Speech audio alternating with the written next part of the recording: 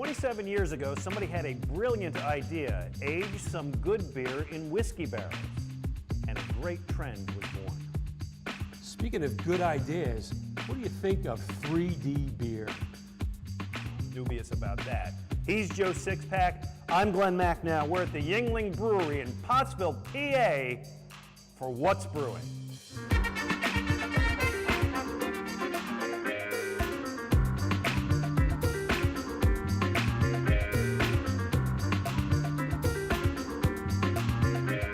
What's Brewing, brought to you in part by Monco Makers, powered by the Valley Forge Tourism and Convention Board, download the app, and by the Conshohocken Brewing Company, now with 5 locations. This season, stay up, stay out, stay wild, stay cool, and stay together, because you don't have to go far to get away. Book your stay and receive offers of up to $250 at these premier attractions.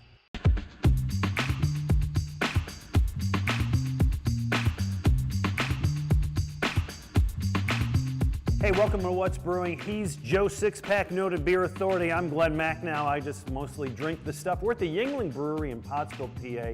Just a great place that we've been enjoying today. Their 190th birthday coming up. We're going to talk to Jen Yuengling, who is one of the new generation running this company coming up. But Joe Sixpack, let's start with the array in front of us. Some barrel-aged beers. We'll do that as a theme. This is the Yuengling Black and Tan Barrel-Aged Beer. Bourbon barrel. Yeah. Bourbon barrel. They're second in a series. If you come here and take the tour, you can try these here. They don't put them out in cans, but they sell them here. And Yeah, they're not it's known. Pretty good. Yuengling, not particularly known for any barrel aging, and these one-offs are very unusual for them, but they're doing it for the 190th anniversary. They're up here periodically, so you got to check social media for them. This is a nice one. Barrel-aged beers, we're going to talk a little bit about those here. To me, I'm not the biggest barrel-aged fan out there. I kind of think that if you're going to drink a bourbon and a beer, drink them separate glasses. One bourbon, one scotch, one beer. Yeah. All in one nice Exactly. little... And I like it in the background. I like the barrel aspect of it in Okay. the background. It's sort of a supporting flavor, and that would be the case for this Black and Tan, I think. Well, we're going to do this for our beer swap, which is how we always start the show. And I brought an array of barrel-aged beers. I pretty much bought out the beer store in Ardmore. And by the way, it was very difficult for me to find local Pennsylvania barrel-aged beers. The stuff I'm going to bring you is all from other areas. Is there a reason for Well, this? they tend to be one-off, so either you get them or you don't. And these days, I just don't see them as available in like the supermarkets and the beer stores so much. It has to be a really specialty beer store to see them. So Okay, well, this one I thought would be a lot of fun. This is the Allagash, and Allagash, a good brewery, Barrel and Bean, triple aged in bourbon barrels and blended with cold brewed coffee. So that's this got a quite lot the going array. for it. By the way, I only realized after I bought it, $8 for a 12 ounce. Yeah, well, this better be pretty damn good. Allagash, You got some well glasses known. there? Oh, I got some glasses. Here we go. Allagash, well known for those high-end beers. So Not as dark as I would expect. No, it's For not barrel-aged actually. bourbon and coffee. Yeah, really. I hope they put the right one in there. I'm sure they did. Well, here you go. Cheers. I smell the coffee immediately. Yeah, I smell the coffee That's right more away. than the barrel. Well, that's got a lot going on. I gotta tell, it's got too much going on. I want my $8 back. To me, it seems like a beer that should have a little bit more malt base to it. I know that that's what they're aiming for, but I feel like conflicting flavors in yeah, there. yeah. It's too much. So this is Allagash Barrel and Bean. Oh well. We don't always love what we try. Show me what you brought me. There's a pair here from the Boulevard Brewing out in Kansas City, and this is the quad that they make, but I wanted to try the Whiskey Barrel Stout from, yes, just Whiskey Barrel Stout. All right, let's do it. So this is a big As you one. point out, let's talk about how this started, because it was a great story. I figured barrel-aged beers is something that goes back hundreds of years. Well, it did. I mean, barrel-aged beers did go back because that was the container to put them in. But back then, go ahead. Back then, the beers would have been, you would not have gotten a barrel flavor out of it because the beers were coated on the inside with pitch. So, so there would be no transfer of flavor. So the story I read is that 26 years ago, 1992, Greg Hall, he's the hero of this story, brewmaster at Goose Island Brewery in Chicago, decided he bought some barrels from Jim Beam Bourbon and said, I wonder what would happen if I aged the beer in that. And he invented a new style, which I really admire. Sure.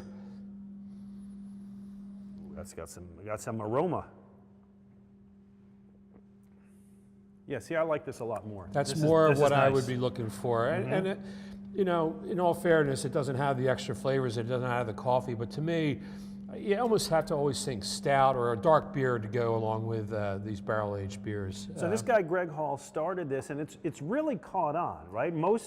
I know at Conchi we've done a few, most breweries will do them, try them, right? Popular style. Absolutely, pretty much everybody does at least try it every once in a while. It's so fun when you go into breweries these days, and there's always a stack of barrels in there. Some of them are being used for sour flavored beers, but many of them are used bourbon or whiskey barrels. This one, the one we referred to at Goose Island, is the infamous one called Bourbon County Barrel Stout that comes out on Black Friday. Quickly, what works, what doesn't, both. Let's start with what kind of beer works, right? You're not going to do some light. No, like I said, the stouts are really the ones that I tend to think of more often. Lately, we've seen some IPAs being barrel aged. There was recently in the last year, River Horse and Sly Fox both aged an IPA in a Jameson barrel, so Irish whiskey. What doesn't work in terms of whiskey? Like I've had tequila aged, I didn't like it. Yeah. In terms of spirits, the tequila to me does not, it almost tastes, I get almost like a little 7-Up-y kind of taste out of tequila aged beers, and I'm not the biggest fan of those. And one interesting aspect of this is one of the reasons this is done is because there is a federal law to protect the cooperage industry, the barrel making industry, that whiskey companies can't use barrels more than once. So they can throw them away, they can burn them, they can sell them, or they can use them to make beer. Yeah, well, then the beer makers are doing a service for recycling. I feel good about that. We're all green. Hey, coming up, good idea, bad idea. You heard Joe Sixpack tease 3D beer. That could be a thing. We'll tell you more about that. From the Yuengling Brewing Company in Pottsville, PA, this is What's Brewing.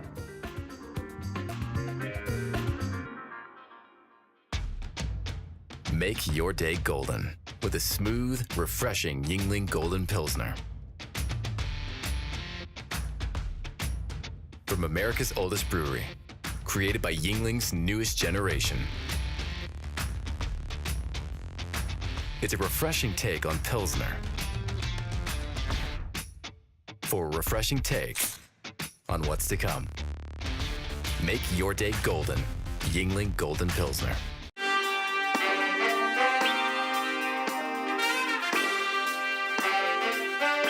Hey, welcome back to What's Brewing with Joe Sixpack. I'm Glen Macnow. We're at the Yuengling Brewery, Pottsville, PA. I'm enjoying a nice black and tan. By the way, just a reminder, great event coming up. Brackets and Tournaments, our title sponsor for the show, Montgo Makers and Valley Forge Tourism. They're in the final stages of their pizza tournament. Pizza. What goes better with beer than pizza, right? Nothing. Many of the craft breweries in Montgomery County are part of this tournament. You are invited to log in to valleyforge.org/pizza and vote for your favorite, and I bet you do have one.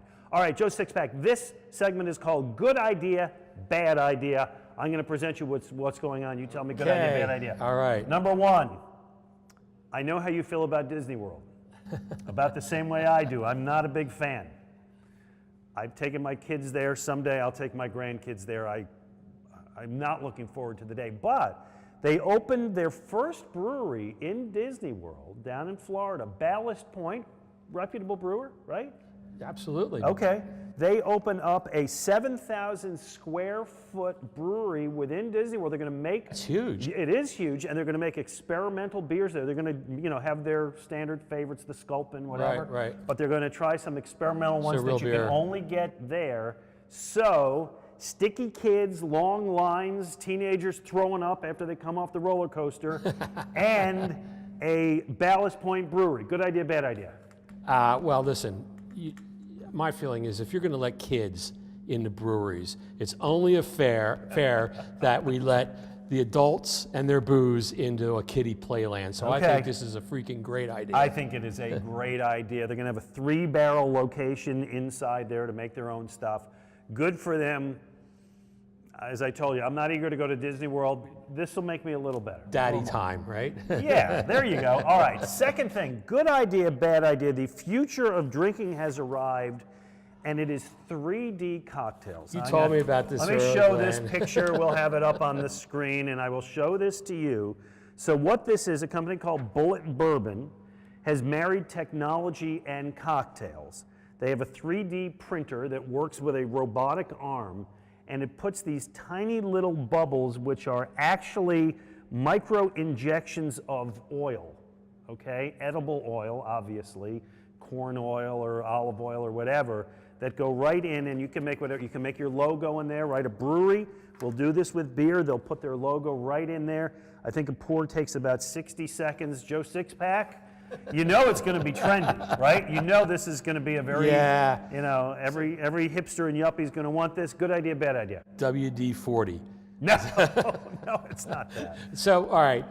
So what you're saying is that I'm going to go to a brewery or a bar sometime. They're going to serve me a nice pint of beer. Yeah. And I'm going to drink it with these bubbles in it that in the shape of Your name. my name. How Yes. nice. This logo. This is your logo right exactly. there. You like it more now. It reminds me of that glitter beer fad that came and went last year. It'll pass too quickly. It doesn't even have time to become a good idea. Really? This is a bad idea. This is a bad idea. Okay, I think you're probably right on that. Good idea, bad idea. Beers and baby goats. This is something that you've written about, so I know you think it's a good idea. Yeah, beer or rather they're bringing goats into breweries. There's a whole thing with yoga and goats these days, but the idea is to bring goats in and Wait, cuddly you just animals. glossed over that. Okay. How is yeah. there a whole thing with yoga and goats? They climb like over this, you while know? you're doing your downward-facing dog. It's supposed to be very cuddly and peaceful and nice. I don't know. Mm-hmm. I don't. I have no idea. But So how did beer get in this? well, the yoga and breweries is a big thing right now. But I did write about it a little while ago. The Crooked Eye Brewery is going to do it, where they're inviting goats to come into the brewery, and you can go ahead and drink with these things. So I sort of thought, I was like, You sort a of. goat man? Here's the thing, it's a tough one for me because, as you well know, I'm very much in favor of dogs in breweries. Yes. But, And your so wife why not is goats? a yogaist. Yeah, right. But why not goats? The only problem is, where do you draw the line on this thing? I mean, cows in breweries? Cows are not cuddly. How about alligators? Definitely not cuddly. Clear out the kids, right? I don't know. And I think when I read your story, the baby goats were little diapers. Yes, they do, thankfully. So. Don't leave out that detail. Well, there you go. All right. So wait, I didn't get your bottom line. Mixed, goodish. Goodish. Okay, there you go. Hey, coming up, we've started a field of 32 brew down for to find the best IPA. We're going to give you the results from some of our early matches coming up. Right here, we are at the Yuengling Brewery, Pottsville, PA. Joe Sixpack, Glen Macnow. What's brewing?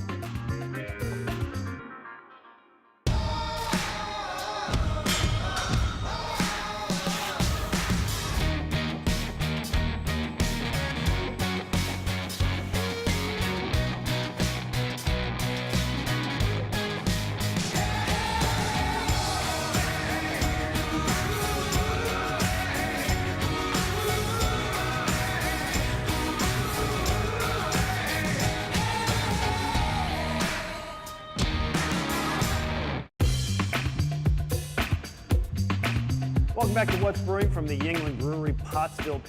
190th birthday year for this great company. He's Joe Sixpack. I'm Glen Macnow. Last year on our debut season of What's Brewing, we did a brew down of the 16 top Pennsylvania IPAs, which was a good time. We decided let's just make it bigger and better. We did 32. We're in the early rounds. We're doing 2 a Right. show. The wild card round was sort of the play-in round to get into it, and you and I each picked favorites in each of the divisions. So the first one we did was in the Mythical Beasts Yes. division, which was a pretty cool Yeah. matchup. Well, this was an amazing matchup because we put this on our Twitter pages. At Beer Radar is Joe Sixpack. Mine is at Real Glen Macnow. This one got over 1,000 votes, just about 1,100 votes, the Right. most we've ever had in terms of response. You took Dogfish Head, was a 120-minute IPA? Right, right. And I took Heady Topper out of Vermont. So they really are 2 legendary beers. And Joe Sixpack, the debate over this one was astounding. Again, 1,100 votes.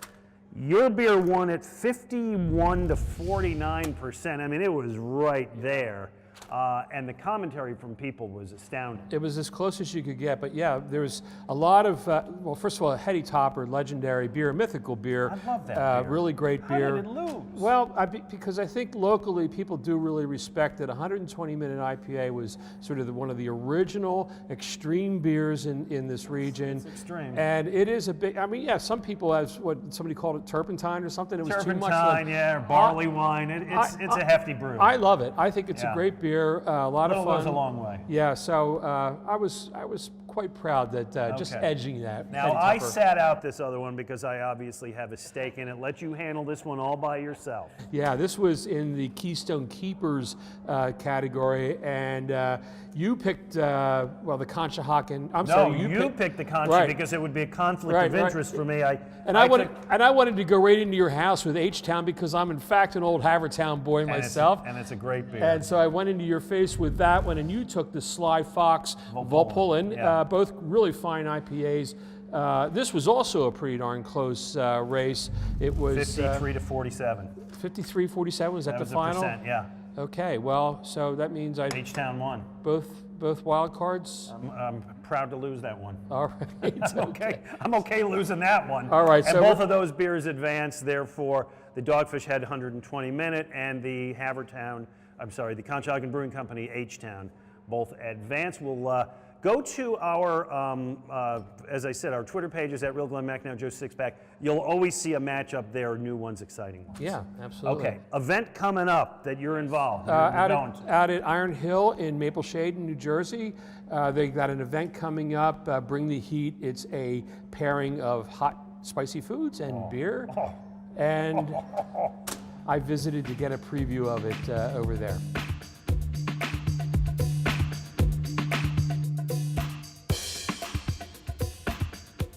Hey, we made a quick run out to Maple Shade, New Jersey to visit the Iron Hill Brewery and Restaurant, where they've got a pretty cool event coming up here featuring great beer and food. I'm with Josh Irvine, who is the head brewer here.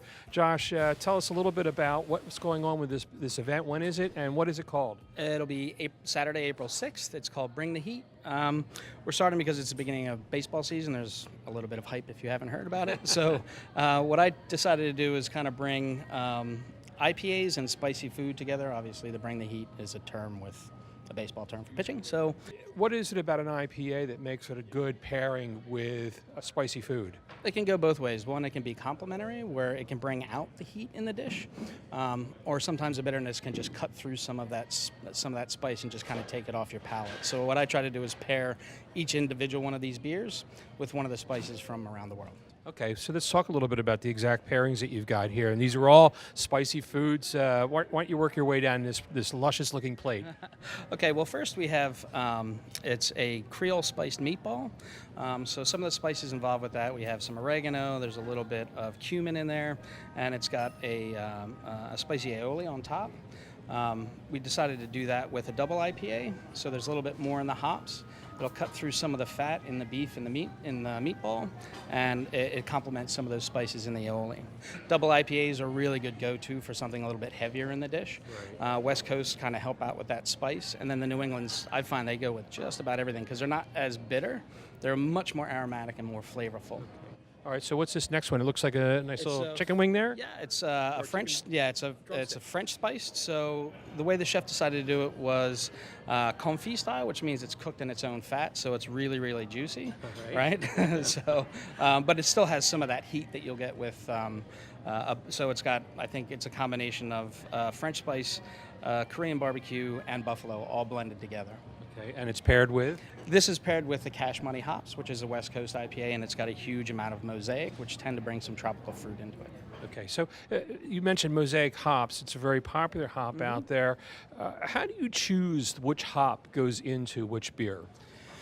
Personally, I like to go look at the profile of the hops. The purveyors give you a pretty good descriptor of the hops, so what that brings to the beer. And especially on IPAs, we do all back-end loading on the hop, so you get a lot more flavor and aroma. Back-end loading, you mean after? In the boil and dry hopping, I'm sorry. Okay, cool. All right, so what's this next one here? This is the spicy Korean egg roll. So it's got a Korean pork, some Korean spices, and a little bit of some sesame Korean slaw all rolled into it. Deep fried, and that is going to be paired with the Gritty City. Gritty City, great name for a beer. Yeah, I can't take credit for that. They came out of our brewery in Philly, yeah, it's on the lines of a milkshake IPA, so it's got some vanilla and a whole bunch of orange concentrate in it. So it really comes through in the finish. Okay. And the last dish is? The last is a Jamaican spiced sausage wrapped in a puff pastry. So it has a lot of those dry Jamaican rub spices that you would think blended in with the sausage, and that's going to be paired with our Valentinus IPA, which is a double IPA that we brewed for Valentine's Day in particular in another property. Nice. So there's a really nice variety of foods here, and the deal is you can come on out on what date again? It'll be Saturday, April 6th. April 6th, and of course, you know, Iron Hill is known for really good food and pairings. How closely do you work with the kitchen here in designing the beers? I mean, are they designing foods first and you come up with the beers, or vice versa? Our culinary likes to get together with our brewing department, and for every menu, like we have a craft kitchen and a scratch brewery, so we like to do all of our pairings based around each other.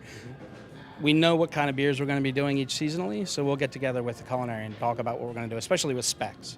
Beer is one of those few quaffables that pair with every single food item. You can't say that about wine. You can't say that beer goes with everything. You can find a beer to pair with just about any single thing you can put on a plate.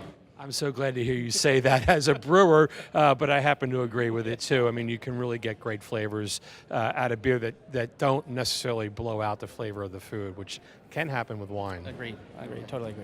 Well, as you can see, there's plenty of great beer and food pairings, and you can come on out yourself and try them on Saturday, April the 6th from 1 to 5. Make sure you get lots of this good beer with it.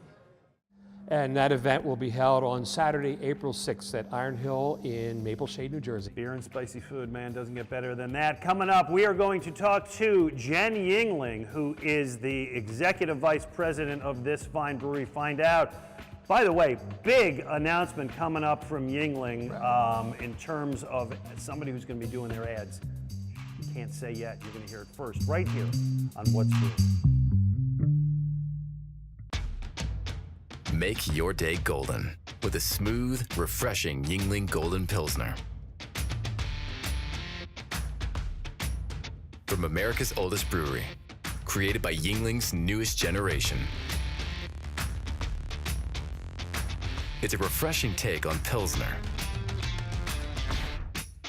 For a refreshing take on what's to come. Make your day golden. Yuengling Golden Pilsner. Welcome back to What's Brewing with Joe Sixpack. I'm Glen Macnow. We're at Yuengling Brewery, Pottsville, PA, here with Jen Yuengling, 6th generation VP of Operations, and because we're at Yuengling, appropriate time for me to open a Black and Tan. I told you last time we were here, this is the first beer I ever drank when I moved to Pennsylvania. Oh, that's awesome. We appreciate you guys coming back. Yeah, Great well, to have we're you here delighted again. to be here. There it is. And I just want to get to it because you guys are celebrating your 190th birthday. Which is big news in and of itself, but you have big news on the endorsement front. Very exciting. It is. We recently announced a partnership in the Philly sports scene with Philadelphia Phillies pitcher Aaron Nola. So we have a 1-year partnership with him. He'll be doing some promotional photos a lot of social media opportunities, pre and post game meet and greets, and he's just a great representation of our brewery. We have the We're same. talking the Aaron The Nola Aaron here. Nola, yeah. That Picture is for the pretty Phillies cool. from Louisiana. You picked well. He's got I think he came in third in the Cy Young voting last year. He's got a real chance to win that this year. He's going to be a star. The team is going to be very good. Your timing on that is great. Well, he's a great kid, and he really represents very similar values and fundamentals that we have as a company. I know when he showed up here, really to meet my dad, so my dad had a comfort level with him. You know, he came in with. Who was more starstruck? They both were. They were both in awe of each other. But he comes in jeans and a flannel shirt, very down to earth, hard nosed, good work ethic. So he's a good representation of what Yuengling Brewery really represents as well. So we were talking about. I like this. You like the Golden Pilsner. I know Right. you were going to talk about that. This was introduced last year, and it's been pretty much a good go-to beer for me. It's nice, easy drinking, very refreshing. Remind our viewers a little bit about this Golden Pilsner, how it came about at the brewery. Yeah, so you hit the key talking points on that brand. It's in the refreshment category, and we see a lot of beer drinkers, really a lot of cross usage across the beer industry. So they're drinking light beers, they're drinking refreshing beers, and we didn't feel like we were necessarily playing in that category with our core of lager, light lager, black and tan. So Golden Pilsner is a great brand, highly sessionable, very refreshing, great for outdoor lifestyles, outdoor activities, and we just launched our Make Your Day Golden ad campaign. So you can see that on social media, out-of-home billboards, and also online video. German-style beer for you guys. It's a German-style beer, which is tradition for us. We have a traditional, long history of German brewing. How do you describe German-style beer? What does it mean to you? So to me, it goes back to the original German styles that were traditional back from 1829 when David G. Yuengling founded our brewery. So they were lagered or stored at cooler temperatures. They have somewhat of a sweet characteristic to them.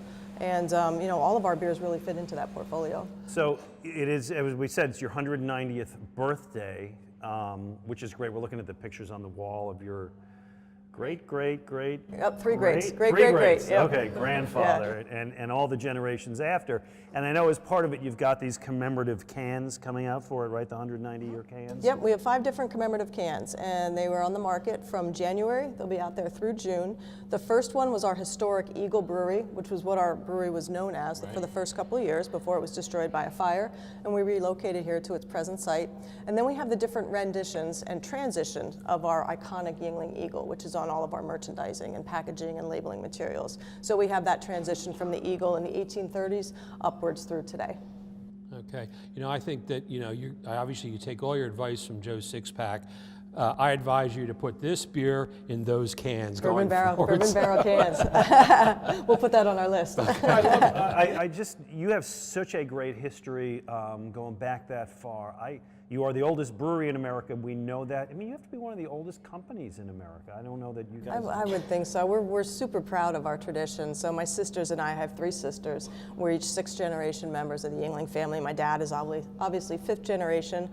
Still comes into work every day, has a strong work ethic. But the 4 of us have assumed leadership positions over the last several years, and we're looking forward to being in this for the long run. Another 190 years. Well, Jen, listen, it really is a pleasure. Thanks so much. An extended version of this will be available on YouTube. If you follow our show on YouTube, we will have more than here today. But we love coming out here to Pottsville. We love having you. And seeing what you're doing, and you guys are up to great stuff. 190 more years. Thank you. 12th generation. We look good for 190, don't we? Really good. Yes, you do. That's going to do it for us. Joe Sixpack, Glen Macnow, Jen Yuengling, thank you so much. We'll be back next week on What's Brewing. What's Brewing, brought to you in part by Monco Makers, powered by the Valley Forge Tourism and Convention Board, download the app, and by the Conshohocken Brewing Company, now with 5 locations.